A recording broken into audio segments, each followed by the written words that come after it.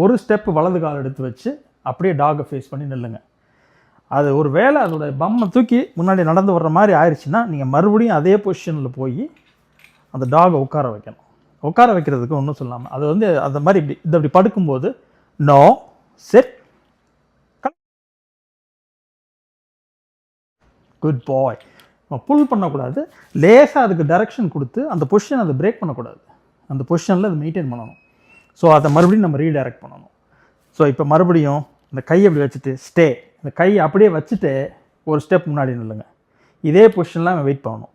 இப்போ இதை மார்க் பண்ணுறீங்க, குட் பாய். அப்புறம் மறுபடியும் இந்த பக்கம் வரலாம்.